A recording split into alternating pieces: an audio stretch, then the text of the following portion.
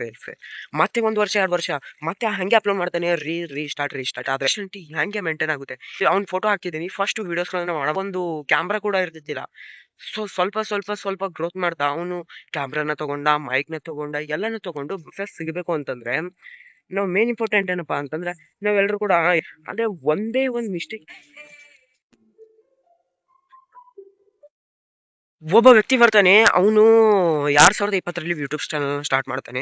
So ಫಸ್ಟಿಗೆ 1 ವರ್ಷ 2 ವರ್ಷ ತನಕ ವಿಡಿಯೋಸ್ಗಳನ್ನ ಅಪ್ಲೋಡ್ ಮಾಡ್ತಾನೆ, ಆದ್ರೆ ಫೇಲ್ ಮತ್ತೆ 1 ವರ್ಷ 2 ವರ್ಷ ಮತ್ತೆ ಹಂಗೆ ಅಪ್ಲೋಡ್ ಮಾಡ್ತಾನೆ, ರೀಸ್ಟಾರ್ಟ್ ಆದ್ರೆ ಫೇಲ್ ಮತ್ತೆ 1 ವರ್ಷ ಬಿಡ್ತಾನೆ, 1 ವರ್ಷ ಗ್ಯಾಪ್ ಆಗಿಬಿಡುತ್ತೆ. ಅವ್ನು ಮಾಡೋಕ್ಕಾಗೋದಿಲ್ಲ, ಯೂಟ್ಯೂಬ್ನ ಮಾಡೋಕ್ಕಾಗದೇ ಇರೋ ಕಾರಣಕ್ಕೆ ಗ್ಯಾಪ್ ಆಗಿಬಿಡುತ್ತೆ. ಗ್ಯಾಪ್ ಆದ ತಕ್ಷಣ ಅವ್ನು ಏನು ಮಾಡ್ತಾನೆ, ಓಕೆ 1 ವರ್ಷ ಗ್ಯಾಪ್ ಆಯ್ತು, ಯಾಕಂದ್ರೆ ಅವನ ಹತ್ರ ಟ್ಯಾಲೆಂಟ್ ಇತ್ತು, ಅಷ್ಟೊಂದೆಲ್ಲ ವಿಡಿಯೋಸ್ಗಳನ್ನ ಮಾಡಿದ್ದ, ಅವನ ಹತ್ರ ಟ್ಯಾಲೆಂಟ್ ಇತ್ತು. ಮತ್ತೆ 1 ವರ್ಷ ಬಿಟ್ಟು ಮತ್ತೆ ಬರ್ತಾನೆ, ಮತ್ತೆ 6 ತಿಂಗಳು ಬರ್ತಾನೆ, ಮತ್ತೆ ಅದು ಬಿ ಫೇಲ್ ಆಯ್ತು.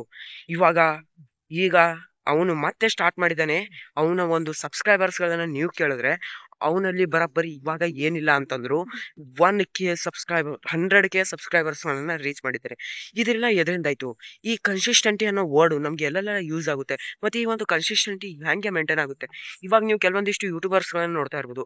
ಡಾಕ್ಟರ್ ಬ್ರೋ, ಸೊ ಅವ್ನ ಫೋಟೋ ಹಾಕಿದ್ದೀನಿ, ಫಸ್ಟ್ ವಿಡಿಯೋಸ್ಗಳನ್ನ ಮಾಡಮತ್ತಿ, ಈಗ ಅವ್ನು ಹೆಂಗಿದ್ದ ನೋಡಿ. ಸೊ ಅವನು ತನ್ನ ಕನ್ಸಿಸ್ಟೆಂಟಿ ಅನ್ನೋ ಒಂದೇ ಒಂದು ವರ್ಡ್ನ ಇಟ್ಕೊಂಡು ಇಷ್ಟೆಲ್ಲ ಅವನು ಮಾಡ್ದ. ಹೆಂಗೆ ಅಂತಂದ್ರೆ ಮೊದಲು ಅವನ ಹತ್ರ ಒಂದು ಸರಿಯಾದಂತ ಒಂದು ಕ್ಯಾಮ್ರಾ ಕೂಡ ಇರ್ತಿದ್ದಿಲ್ಲ. ಸೊ ಸ್ವಲ್ಪ ಗ್ರೋತ್ ಮಾಡ್ತಾ ಅವನು ಕ್ಯಾಮ್ರಾನ ತಗೊಂಡ, ಮೈಕ್ನ ತಗೊಂಡ, ಎಲ್ಲಾನು ತಗೊಂಡು ಮುಂದೆ ಬಂದ. ಹಾಗೆ ಈ ಲಕ್ಕಿ ಲಕೇಶ್ ಯೂಟ್ಯೂಬ್ ಚಾನಲ್ ನೋಡಿ, ಮೊದಲು ಹೆಂಗಿದ್ದ, ಇವಾಗ ನೋಡಿ ಹೆಂಗಿದ್ದಾನೆ. ಮತ್ತು ಇವಾಗ ನಮ್ಮ ಮನೋಜ್ ಅವ್ರ ಬಗ್ಗೆ ನೋಡೋದಾದ್ರೆ, ಅವರು ಕೂಡ ಮೊದಲು ಬ್ಲಾಗ್ಸ್ಗಳನ್ನ ಮಾಡ್ತಿದ್ರು. ಅವರು ಕೂಡ ಇವಾಗ ನೋಡ್ತಿರ್ಬೋದು ಎಂತ ಒಂದು ಇದನ್ನ ಮೇಂಟೈನ್ ಮಾಡ್ತಾ ಇದ್ದಾರೆ ಯೂಟ್ಯೂಬ್ ಚಾನಲ್ನ. ಅವರು ಕೂಡ ಎಷ್ಟು ಈಗ ನೋಡಿ ಯಾವ ರೀತಿ ಇದ್ದಾರೆ. ಇನ್ನು ಕೆಲವೊಂದಿಷ್ಟು ಜನನ ನೀವು ತಗೋಬಹುದು. ಉದಾಹರಣೆಗೆ tech in Kannada YouTube channel ಆಗಿರ್ತಕ್ಕಂಥ ಸಂದೀಪ್ ಅವ್ರನ್ನ ಕೂಡ ನೀವು ಇಲ್ಲಿ ತಗೋಬಹುದು. ಅವರು ಕೂಡ ಮೊದಲು ವಿಡಿಯೋಸ್ಗಳನ್ನ ಮಾಡೋ ಮಟ್ಟಿಗೆ ಹೆಂಗಿದ್ರು ಇಲ್ಲಿ ಫೋಟೋನ ಹಾಕ್ತಾ ಇದ್ರು, ಮತ್ತೆ ಈಗ ಕೂಡ ಹೆಂಗಿದ್ದಾರೆ ನೋಡ್ತಾ ಇರ್ಬೋದು. ಇದೆಲ್ಲ ಎದ್ರ ಪವರು ಅಂತಂದ್ರೆ ಯೂಟ್ಯೂಬ್ನ ಪವರು, ಈ ಸೋಷಿಯಲ್ ಮೀಡಿಯಾದ ಪವರು.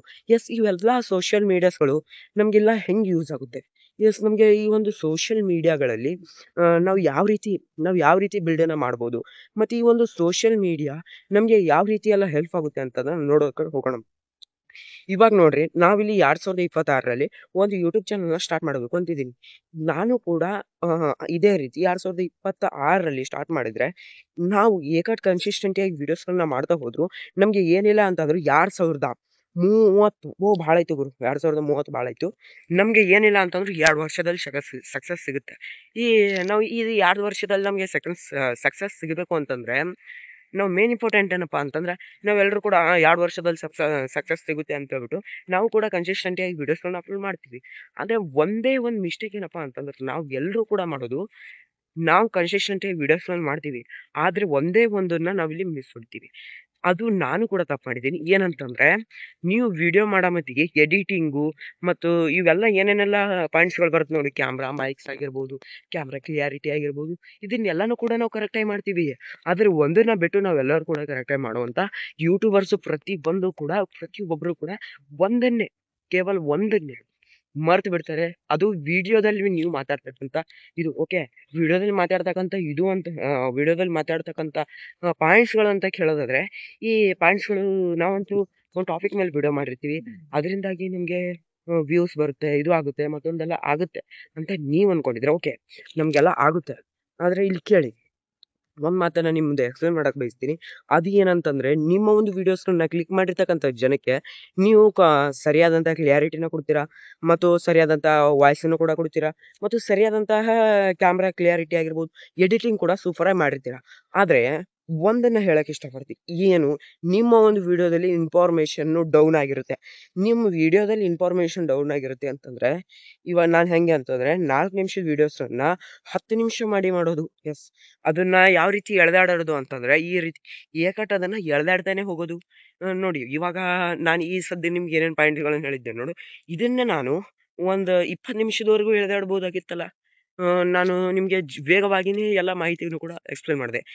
ಇಲ್ಲಿ ಕೆಲವೊಂದಿಷ್ಟು ಜನ ಏನ್ ಮಾಡ್ತಾರೆ ಅಂತಂದ್ರೆ ಒಂದು ವಿಡಿಯೋನ ದೊಡ್ಡದಾಗಿ ಮಾಡಬೇಕು ಅಂತ ಹೇಳ್ಬಿಟ್ಟು ಒಂದು ವಿಡಿಯೋನ ಲಾಂಗ್ ವಿಡಿಯೋದಾಗಿ ಮಾಡಿ ಅದಕ್ಕೆ ಬರುವಂತ ವ್ಯೂಸ್ ನಿಂದ ನಾವು ದುಡ್ಡನ್ನ ಪಡ್ಕೋಬೇಕು ಅಂತ ಕೆಲವೊಂದಿಷ್ಟು ಜನ ಒಂದು ಚಿಕ್ಕ ಒಂದು ಇನ್ಫಾರ್ಮೇಶನ್ ದೊಡ್ಡ ಇನ್ಫಾರ್ಮೇಶನ್ ಆಗಿ ಹೇಳ್ತಾರೆ. ಆದ್ರೆ ಆ ಒಂದು ಪಾಯಿಂಟ್ ಅನ್ನ ನೆನಪಾರ್ತಾರೆ. ಹೌದು, ವಿಡಿಯೋಸ್ಗಳಲ್ಲಿ ಫಸ್ಟಿಗೆ ಏನ್ ನೋಡ್ತಾರೆ ನೋಡಿ, 3 ನಿಮಿಷ ನಿಮ್ಮ ಯೂಟ್ಯೂಬ್ ಚಾನಲ್ ಅಲ್ಲಿ ಆಗಿರ್ತಕ್ಕಂಥ 3 ನಿಮಿಷ ವಿಡಿಯೋಸ್ ವೆರಿ ವೆರಿ ಇಂಪಾರ್ಟೆಂಟ್. ಇವಾಗ ನೀವು ಈ ಒಂದು ವಿಡಿಯೋಸ್ ನೋಡ್ತಾ ಇದ್ದೀರಿ ಅಂತಂದ್ರೆ ನಾನು ಫಸ್ಟಿಗೆ ಏನ್ ಕಂಟೆಂಟ್ ಹಾಕಿದ್ದೀನಿ ನೋಡಿ ಅದು ಇಂಪಾರ್ಟೆಂಟ್. ಇವಾಗ ಜನ 3 ನಿಮಿಷ ನಿಮ್ಮ ವಿಡಿಯೋನ ನೋಡಿದ್ರೆ ಹೆಂಗಿರ್ಬೇಕು ಅಂತಂದ್ರೆ ನಿಮ್ಮ ಒಂದು ವಿಡಿಯೋ ಇಂಟ್ರೆಸ್ಟಿಂಗ್ ಆಗಿರ್ಬೇಕು. ಅದರಿಂದಾಗಿ ನೀವು ವಿಡಿಯೋಸ್ಗಳನ್ನ ಗ್ರೋತ್ ಮಾಡ್ಕೋಬಹುದು ಮತ್ತು ಯೂಟ್ಯೂಬ್ನಲ್ಲಿ ಬೆಳಿನ ಕೂಡ ಬಹುದು. ಓಕೆನಾ? ಇನ್ನು ನಾವು ಮಾತಾಡೋದಾದ್ರೆ ಕನ್ಸಿಸ್ಟೆನ್ಸಿಯಾಗಿ ವಿಡಿಯೋಸ್ಗಳನ್ನ ಮಾಡೋದು ಅಂತಂದ್ರೆ ಬೇಕಾಬಿಟ್ಟಿ ವಿಡಿಯೋಸ್ಗಳು ಇನ್ಫಾರ್ಮೇಶನ್ ಇಲ್ಲದೆ ಇರತಕ್ಕಂಥ ಕೆಲವೊಂದಿಷ್ಟು ವಿಡಿಯೋಸ್ಗಳನ್ನ ಹಾಕಿ ಆ ಒಂದು ವಿಡಿಯೋಸ್ಗಳಿಂದ ನಮಗೆ ವಿಡಿಯೋ ವ್ಯೂಸೇ ಬರ್ತಿಲ್ಲ ಅಂತ ಹೇಳಿದ್ರೆ ಇದೇ ಪಾಯಿಂಟ್ ಅನ್ನ ನೀವು ಇಲ್ಲಿ ನೆನಪಾರೋದು. ವಿಡಿಯೋದಲ್ಲಿ ಇಂಟ್ರೆಸ್ಟಿಂಗ್ ಆಗಿರ್ಬೇಕು ವಿಡಿಯೋನ. ಈಗ ನಿಮಗೆ ಇನ್ಸ್ಟಾಗ್ರಾಮ್ ಅಲ್ಲಿ ಕೆಲವೊಂದಿಷ್ಟು ಯಾಡ್ಸ್ಗಳು ಬರ್ತವೆ, ಯಾಪ್ ಪ್ರಮೋಷನ್ದು. ಅದು ನಮ್ಗೆ ಇವಾಗ ಬರ್ತಿದೆ ನೋಡಿ, ಅದು ಶಕ್ತಿಗಳ ಬಗ್ಗೆ ಆಗಿರ್ಬೋದು. ಆ ಯಾಪನ ಹೆಸರನ್ನ ಯೂಸ್ ಮಾಡಕ್ಕಾಗಲ್ಲ.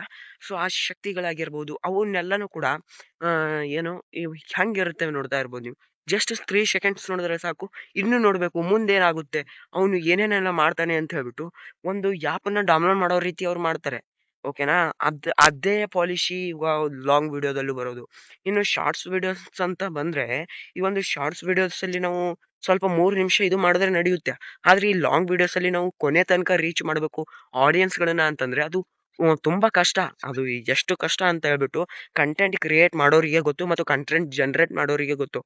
ಒಂದು ವಿಡಿಯೋನ ಶೂಟ್ ಮಾಡ್ಬೇಕು ಅಂತಂದ್ರೆ ಅವ್ನಿಗೆ ಎಷ್ಟು ಕಷ್ಟ ಆಗುತ್ತೆ, ಅವ್ನಿಗೆ ಎಷ್ಟು ಇದು ಆಗುತ್ತೆ ಅಂತೇಳಿ ಅವು ಕಂಟೆಂಟ್ ಜನರೇಟ್ ಮಾಡೋರಿಗೆ ಗೊತ್ತು. ಆದ್ರೆ ಅವ್ರು ಎಲ್ಲಾ ಕಂಟೆಂಟ್‌ನ ಜನರೇಟ್ ಮಾಡ್ತಾರೆ. ಇಲ್ಲಿ ನಮ್ ಭಾರತದಲ್ಲಿ ಆಗಿರ್ಬೋದು ಎಲ್ಲಾ ಕಡೆ ನಮ್ ಸುತ್ತಮುತ್ತ ಎಲ್ರೂ ಕೂಡ ಈ ಒಂದು ವಿಡಿಯೋಸ್‌ಗಳನ್ನ ಮಾಡ್ತಾ ಇದ್ದಾರೆ. ಎಲ್ರೂ ಕೂಡ ವಿಡಿಯೋಸ್‌ಗಳನ್ನ ಮಾಡ್ತಾ ಇದ್ದಾರೆ. ಯೂಟ್ಯೂಬ್‌ನಲ್ಲಿ ಜಿಗಿಗಟ್ಟಲೆ ವಿಡಿಯೋಸ್‌ಗಳು ಬಂದಿವೆ ಈ ಸೋಷಿಯಲ್ ಮೀಡಿಯಾ ಅಪ್ಲಿಕೇಶನ್‌ಗಳಲ್ಲಿ. ಆದ್ರೆ ಒಂದು, ಒಂದು ಪಾಯಿಂಟ್ ಏನಪ್ಪಾ ಅಂತಂದ್ರೆ ಯಾರು ಕೂಡ ವಿಡಿಯೋಸ್‌ಗಳು ಯಾರ್ದು ಕೂಡ ಗ್ರೋ ಆಗ್ತಾ ಇಲ್ಲ. ಅದಕ್ಕೆ ಮೇನ್ ರೀಸನ್ ಕೂಡ ಇದೇ ಆಗಿರ್ತಕ್ಕಂಥದ್ದು. ಮತ್ತೆ ನಾವು ಎಲ್ಲಾನು ಕೂಡ ಕರೆಕ್ಟಾಗಿ ಮಾಡಿದ್ರೆ ಯೂಟ್ಯೂಬ್ ನಮ್ ವಿಡಿಯೋನ ಪುಶ್ ಕೂಡ ಮಾಡಲ್ಲ. ಯಾಕಂತಂದ್ರೆ ನಾವು ಕನ್ಸಿಸ್ಟೆಂಟಿಯಾಗಿ ಮೇಂಟೈನ್ ಮಾಡ್ಬೇಕು. ಕನ್ಸಿಸ್ಟೆಂಟಿ ಅಂತ ಹೆಂಗೆ? ನಾವೇನು ಹೀರೋ ಇದೀವಾ? ಓಕೆನಾ? ಇವಾಗ ನಾವೇನು ಕೆಲವೊಂದಿಷ್ಟು ಹೀರೋ ಇದೀವಾ? ಅಥವಾ ನಾವು ಬಿಗ್ ಬಾಸ್ ಅಲ್ಲಿ ಆಗಿರುತ್ತೆ ಕಿಚ್ಚ ಸುದೀಪ್, ಯಶ್ ಇವರೆಲ್ಲರೂ ಕೂಡ ಕನ್ಸಿಸ್ಟೆಂಟಿಯಿಂದಾನೇ ಮುಂದೆ ಬಂದ್ರು. ಮತ್ತೆ ಇವಾಗ ನೋಡ್ರಿ ಅವರು ಯಾವುದೋ ಒಂದು ಇದ್ರಲ್ಲಿ ಫೇಮಸ್ ಆಗ್ಬಿಟ್ಟು ಈ ಒಂದು ಸೋಷಿಯಲ್ ಮೀಡಿಯಾ ಅಪ್ಲಿಕೇಶನ್ ಅಲ್ಲಿ ಬಂದ್ರೆ 100% ಅವ್ರ ಒಂದು ವಿಡಿಯೋ ಬಿಕಾರ ಆಗಿರ್ಲಿ ಏನೇ ಆಗಿರ್ಲಿ ಅವ್ರ ವಿಡಿಯೋ ಅಂತೂ ವೈರಲ್ ಆಗೇ ಆಗುತ್ತೆ. ಯಾಕೆ? ಅವ್ರು ಮೊದಲಿಂದನೂ ಈ ಒಂದು ಸೋಷಿಯಲ್ ಮೀಡಿಯಾ ಪ್ಲಾಟ್ಫಾರ್ಮ್ ಅಲ್ಲಿ ಇದ್ದಾರೆ. ಮೊದಲಿಂದಾನು ಈ ಎಲ್ಲಾ ಜನಕ್ಕೆ ಅವ್ರು ಗೊತ್ತಿದ್ದಾರೆ. ಅದಕ್ಕೋಸ್ಕರ ಅವರು ಏನ್ ಮಾಡ್ತಾ ಇದ್ದಾರೆ, ಸೋಷಿಯಲ್ ಮೀಡಿಯಾದಲ್ಲಿ ಬೆಳೆಯೋಕಾಯ್ತು. ಇವಾಗ ನಮ್ಮಂತ ನಿಮ್ಮಂತ ಚಿಕ್ಕ ಚಿಕ್ಕ ವಿಡಿಯೋ ಯೂಟ್ಯೂಬರ್ಸ್‌ಗಳಲ್ಲಲ್ಲ ಬೆಳಿಬೇಕು ಅಂತಂದ್ರೆ ತುಂಬಾ ಕಷ್ಟ ಇಲ್ಲಿ. ಇಲ್ಲಿ ನಾವು ಕನ್ಸಿಸ್ಟೆನ್ಸಿನ ಮೇಂಟೈನ್ ಮಾಡ್ಬೇಕು. ಎಲ್ಲಾನು ಕೂಡ ನಾವಿಲ್ಲಿ ಚೆನ್ನಾಗಿ ಮಾಡಿದ್ರೆ ಅಷ್ಟೇ ನಾವಿಲ್ಲಿ ಬೆಳೆಯಕ್ಕೆ ಸಾಧ್ಯ ಅಂತ ಹೇಳ್ತಾ, ಈ ಒಂದು ವಿಡಿಯೋನ ಇಲ್ಲಿಗೆ ಮುಗಿಸ್ತಾ ಇದೀನಿ ನೋಡ್ರಿ. ಇದು ನಾನ್ ಮಾಡಿರ್ತಕ್ಕಂಥ ವಿಡಿಯೋಸ್ ಅಲ್ಲಿ ಇದು ಕೂಡ ಒಂದು ಇನ್ಫಾರ್ಮೇಟಿವ್ ವಿಡಿಯೋಸ್ ಅಂತಾನೆ ಹೇಳಕ್ ಇಷ್ಟಪಡ್ತೀನಿ. ಇದು ನಾನು ಹೇಳಿರ್ತಕ್ಕಂಥ ಪಾಯಿಂಟ್ ಅನ್ನ ನೀವು ಯೂಸ್ ಮಾಡಿದ್ರೆ 100% ನಿಮ್ಮ ಒಂದು ಯೂಟ್ಯೂಬ್ ಚಾನಲ್ ಅಲ್ಲಿ ನೀವು ಗೆದಿಬಹುದು ಅಂತ ಹೇಳ್ತಾ, ಮುಂದಿನ ವಿಡಿಯೋದಲ್ಲಿ ಮತ್ತೆ ಸಿಗ್ತೀನಿ. ಅಲ್ಲಿವರೆಗೂ ಜೈ ಹಿಂದ್, ಜೈ ಕರ್ನಾಟಕ ಮತ್ತೆ ಬಾಯ್ ಬಾಯ್. C you.